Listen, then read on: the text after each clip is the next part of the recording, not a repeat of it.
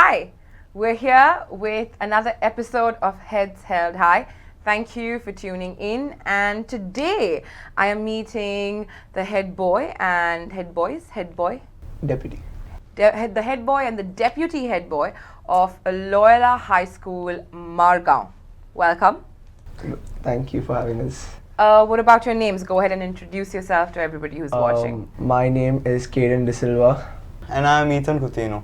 And which of you is the head boy and the deputy head boy? Yeah, I'm the head boy and I'm the deputy head boy. Brilliant. It's good to have you boys here. So it's pretty much a very important day, and it's a day that you're going to, I think, earmark for the rest of your life. How does it feel? It feels great because we personally know the new cabinet and we feel very confident that I hope they do a good job. well, Alright. yeah, it's like it's happy that that your successes are great, but also sad that a year has just gone by so fast. Like you know that you're handing over the school after taking charge for almost a year. Yes. Okay. So let's get into this taking charge bit of it. I have two very important questions. How did you all get invested? What is the process at Loyola for you all to be invested into the council? Okay, so it's like they take in count from your first to fourth and from fifth to the ninth, like your academics obviously.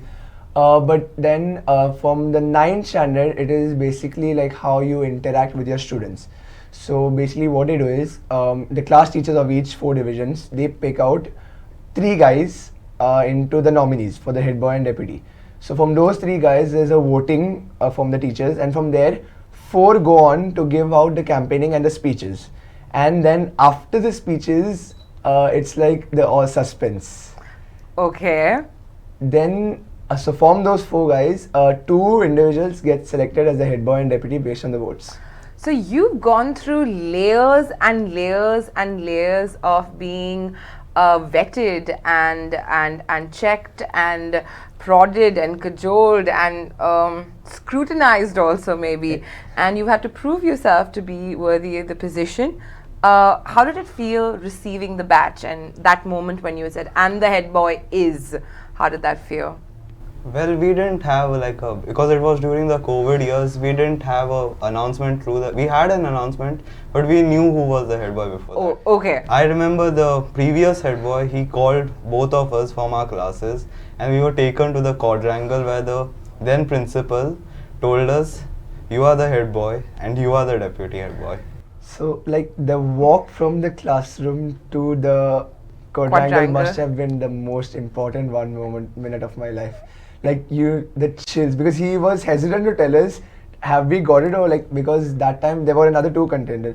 So we didn't know like whether our principal was calling us to tell us like, better luck next time, or if we have got it. That moment is always this at that point of time when you receive the position, you don't know if you should, what to think in that moment. Who are you going to tell? What's going to happen? What's next? What do I need to do? It's a series like of time stops for that time. For that moment.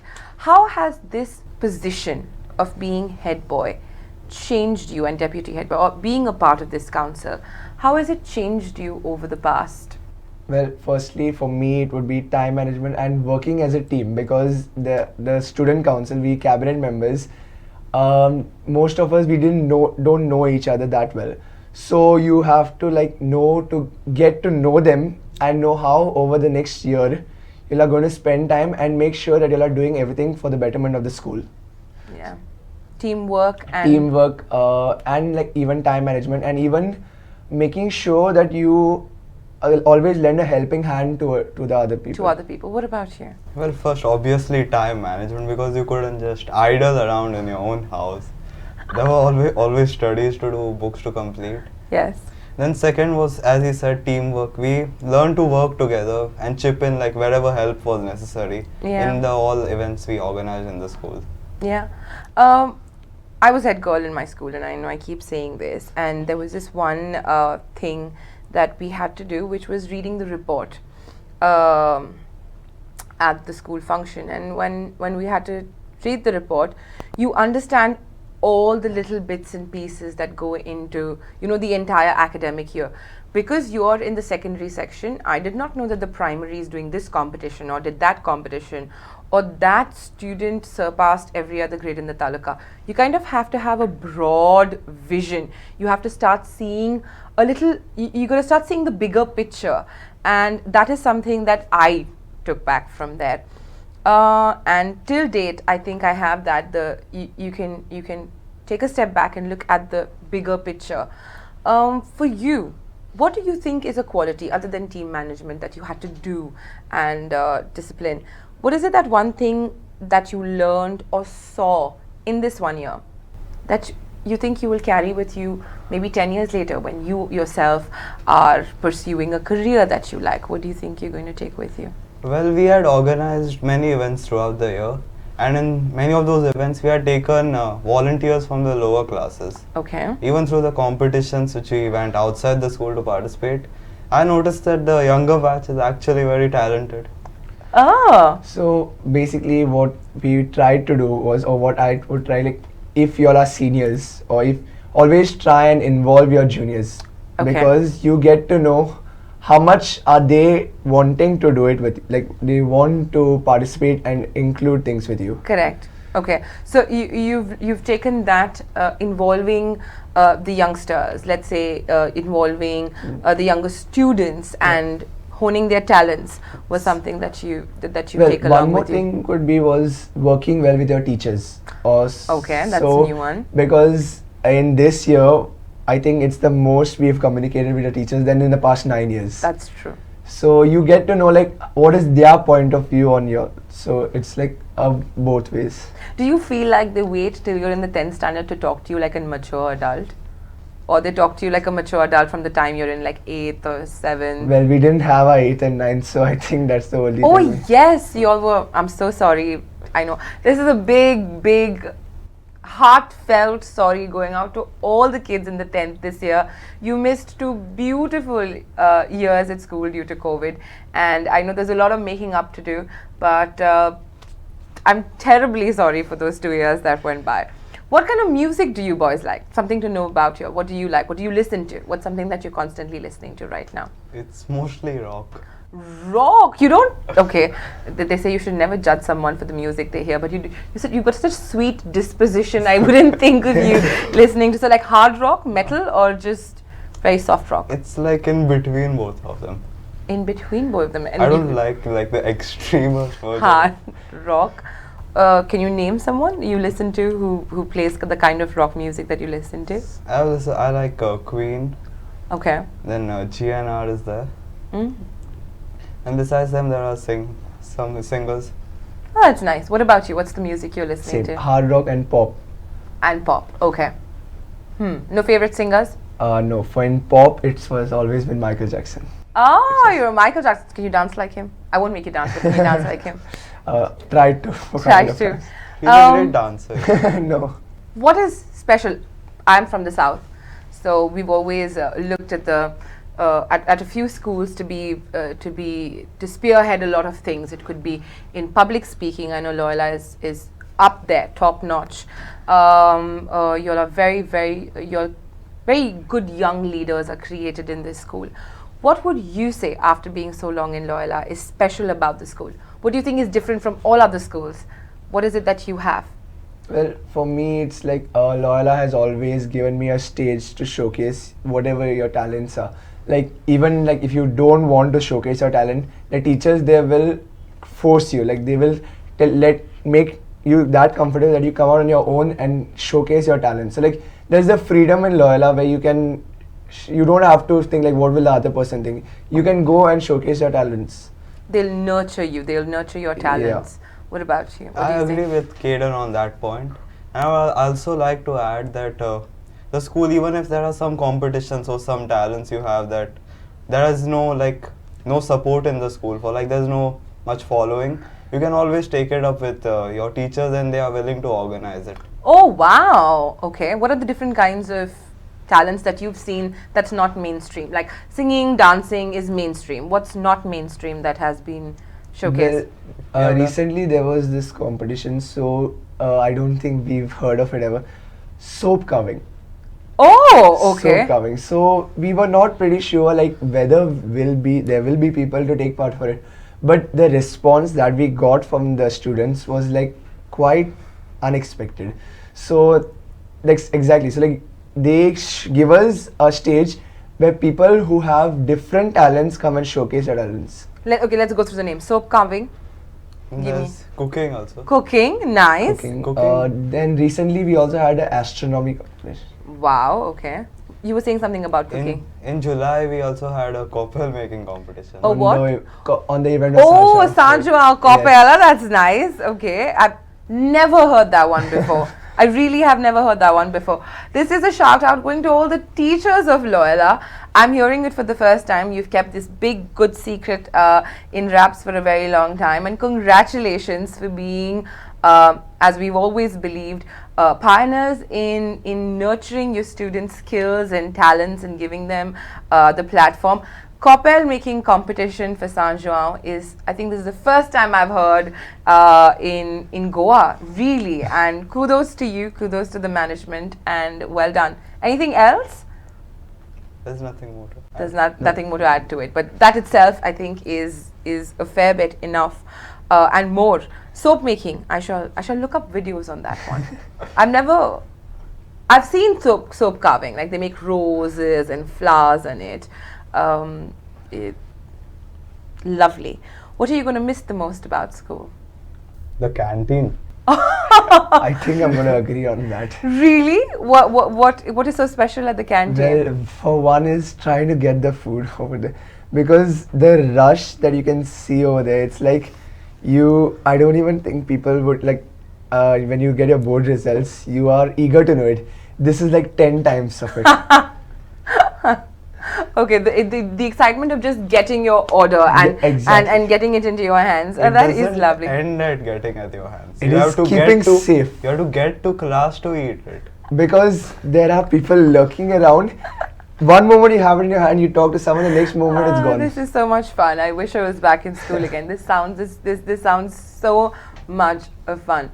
Have you ever given it a thought, the two of you, that you are at least about how many students in 10th standard right now? 160 around. 160, 164 in 10th standard Yeah. across Loyolas. Among these 164 students, the two of you are seated here. Have you ever given it a thought that there's something that I have learned in this process that these kids have not, they have not got a chance to see it? What do you think you've learned that they haven't? Well, first up, the first thing I realized when around 2 months into the cabinet, I realized that you couldn't do everything. You had to divide work, assign people to do various tasks, and then when they all come together, it's just magical to see everything piece together and create something great. The beauty of a plan unfolding when everybody does their bit. Basically, you find out what are your strong points and weak points. So, where can you excel and where do you need help. So you have to ask for people for help, and the satisfaction that you get knowing that okay, I've done my bit in asking and they have helped me is really just. I agree with you. Kudos to the two of you for having given that a thought and having realized it. I am sure in these years of being at Loyola and this one beautiful year where you've headed the school, I'm sure very gallantly, you've had friends, you've had help, you've had teachers, and if you had to give a shout out, we'll give you a moment. Go ahead, look into the screen and give a shout out to whoever you want to give a shout out to for being with you and making this year a possibility. Would you like to go in first? Well, firstly, to our principal, Father Basil, our vice principal, Father Jimmy, Father Rahul, who's here with us right now, and to all the teachers and the entire staff management. You all have helped us so much in the past 1 year and actually molded us into men, from boys to men, knowing that what we have accomplished in that school is going to be taken through life. Also to all the batchmates, our batchmates, you all have been supporting us even though we were strict at bit, you all have never stopped supporting us. So thank you for all of that. What about you? Thank you, Father Basil, for all that guidance you gave. Even Father Jimmy, and Father Rahul for accompanying us here today. And also you guys, my classmates, who have like always helped me with whenever my books were incomplete by giving me books. And last but not least, my parents, who have always guided me whenever I have asked them for help. Yes, I'm sure the two of you make all of them very proud today. While we move from you as individuals who've learned so much, and you've taken us through the process of coming into the cabinet, what advice would you give to students who are in the 8th and 9th standard in Loyola or other schools? When you were in 8th or 9th, I don't think you dreamed of being head boy. It was not a thought that crossed your mind. You must have maybe sometimes, but it was not something you actively worked towards. If there are kids out there who aspire to have these positions, why should they aspire to have this position? Why should they want to be a head boy, firstly? And secondly, what should they do to get that? What do you think? I think they should learn that they must not aspire to be a head boy as such. They should just work on their skills and realize themselves why do they need to be that. If they feel no need, there's absolutely no motivation for them once they become head boy to do anything for the school. True. Well, basically it's like you don't go to try and become the head boy. You try and become the best version of yourself. So the teachers automatically, once you are the best version of yourself, you try and make yourself better. So automatically you are bound to get picked. So basically you don't have to work towards being head boy, as Ethan said. You have to work towards being the best version of yourself. I must commend the two of you on your clarity of thought and on how you feel about this leadership position. Very commendable. I am extremely proud of the men you have become. You rightly said that. And you're right. I agree with you. I agree with what they're saying.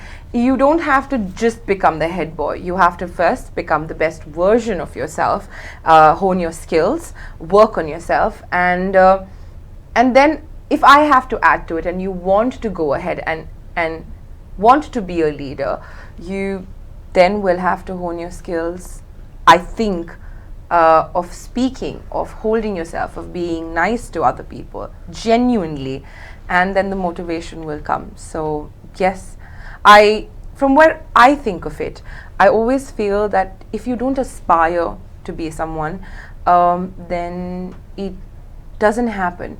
For a lot of kids who are watching right now, probably some of them stammer, some of them don't like public speaking, are not very confident like you boys, or their parents or nobody has encouraged them and said, hey, you must become a leader, or you can become a leader. For them, I think they can take a page from your books and take a chapter from the two of you. Sports. One thing I'm sure boys love a lot is sports. Are you also sport fans or no? Yeah. What's a lot? What's the sport that you all like to play? Basketball. In unison, that's nice. And basketball, why?